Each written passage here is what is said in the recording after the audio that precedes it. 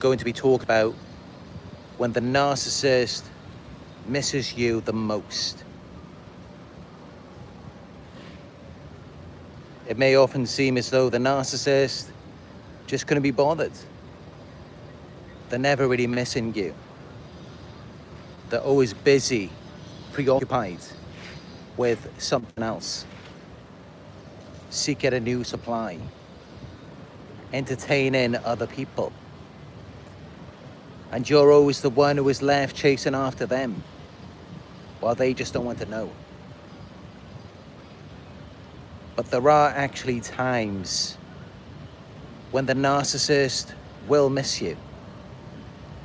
And that's what we're going to be getting into in this video.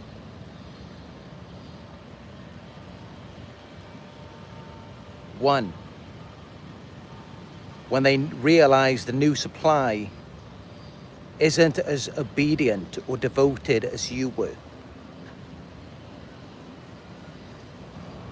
Because you were perfectly trained to meet their every command.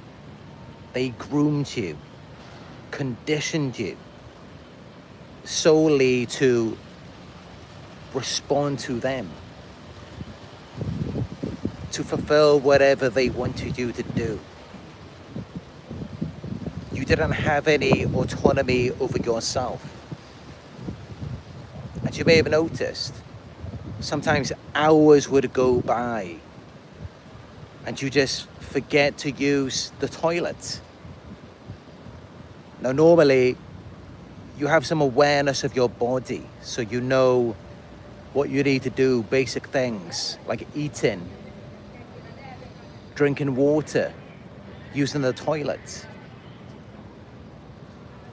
But then when you are around the narcissist, and because they've conditioned you for a specific purpose, you forget about even your basic needs, such as eating or going to the toilet. You forget to do it. And sometimes hours can go by because your life is all about the narcissist. It's all about just serving them and making them happy, making sure that they feel comfortable. It's never about yourself. It's never about taking care of you. But yeah, this actually sets them up for failure with the new supply, because this is it. It's very difficult for them to replace you. For them to find someone who is as obedient, as devoted as you were. Someone who is just going to drop everything for them and make it all about them. And so this is the moment when, yes, they will miss you. Because the whole point was that they were going to replace you with this new supply. And now realizing that they can't groom, they can't condition the new supply to be their caretaker, that's when they start to miss you now. That's when they start to come back to you. They hoover you.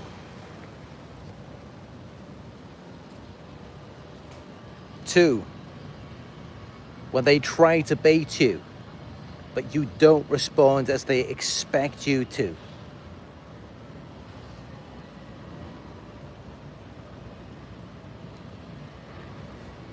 Again, they've groomed you, conditioned you to respond in very specific ways that gives them a sense of control.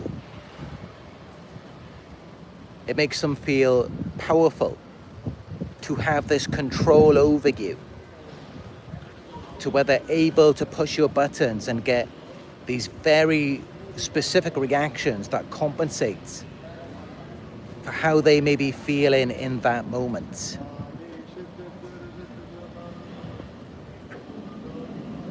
But yeah, this is another. Now they're left in the narcissist playing a video game, and in their hand they're holding the game's controller. Now normally they're used to being in control, winning at this game, but now all of a sudden they're pushing the buttons and they're not getting a response. Imagine how frustrating that must be for them.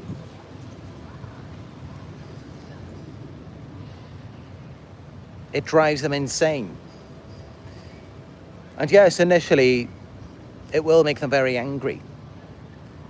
But then when they see that even their anger does not get you to submit, does not get you to obey, that's when they start to fizzle down. And they start to miss you. They start to miss your presence. But they don't really miss you. It's what you can provide. It's the feelings that you gave them. That sense of stability, security. That's really what they miss. And yeah, where they can't push your buttons anymore and get you to react the way that they expect you to,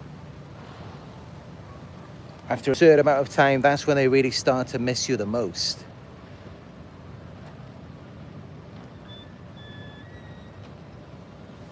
Three, when you start smiling again. When you're happy. After such a long period of being under their control and not knowing who you are, not even knowing how you feel, not being connected to your emotions.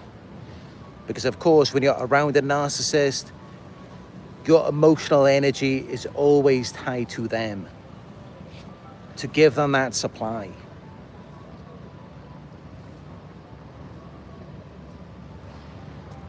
But yeah, when you start smiling again, your happiness without them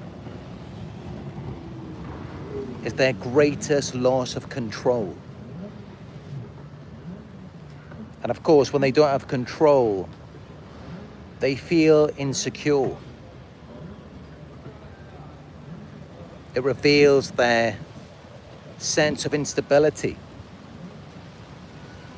And so that's where they start to miss you, because they want to regain, reacquire that again.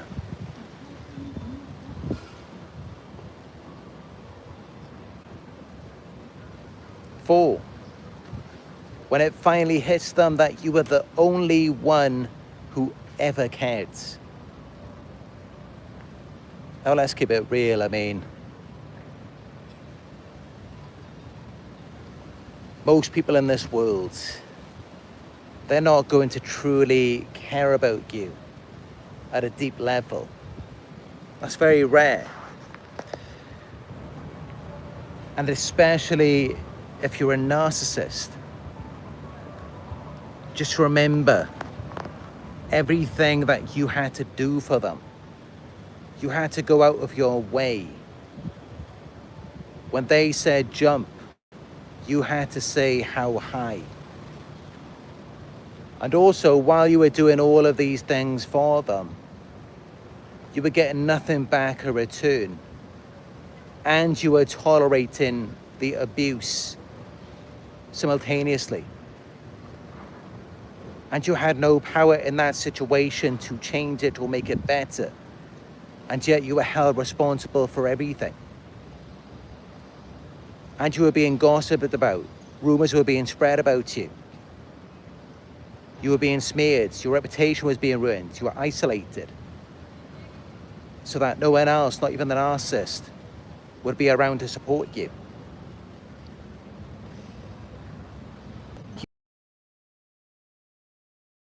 Given to them.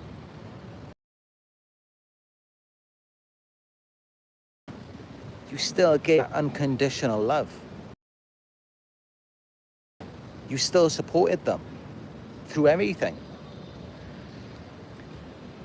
And honestly, that in itself is very rare in the world today. Even for someone who's not a narcissist. So for you to be that for the narcissist, of course, at some point, yes, you know, They always see the grass as being greener on the other side. Eventually they devalue you, no matter how great you were. And then they start to idealize another person, another situation. Because of course, everything looks good in the beginning, but to sustain it, to make it work, that takes effort. Narcissists are not looking to put in any effort. They're only looking for supply.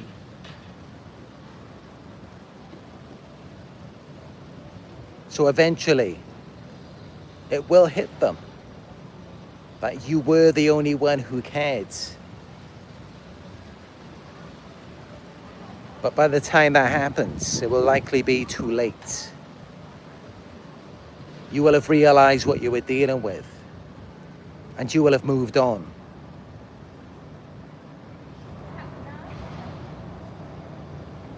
Five, when their ego shatters and they crave a quick fix.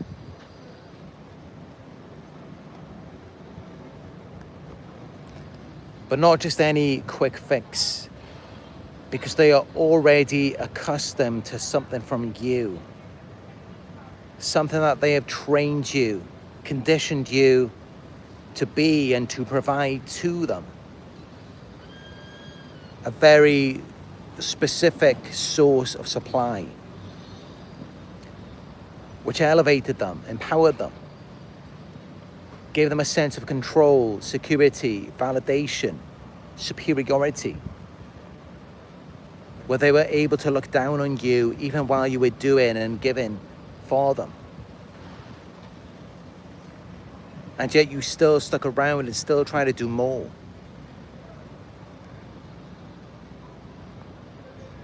And this is it, you know, sometimes they do get that validation that they're looking for somewhere else. Because like I said in my live video yesterday, they groomed you to be their primary source. And you're really just nothing but a safety net for them. A platform.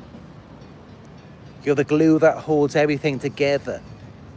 You provide them with a sense of security and stability so that they can go out into the world with everything that really you've created, that you built with your dedication and hard work.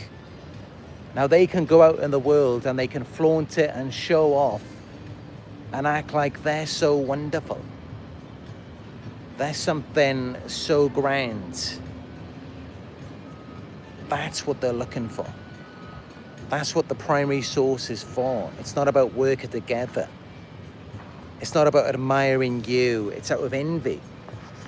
It's out of a desire to take from you and to steal the attention and validation that you naturally receive. Which isn't bad for you because you actually put in the work to become the person that you are. And of course, yes, that deserves acknowledgement. Yes, that deserves appreciation because you put in the work. But the narcissist just comes in and steals all of that from you. And that they wear it like an outfit just for them to go out into the world and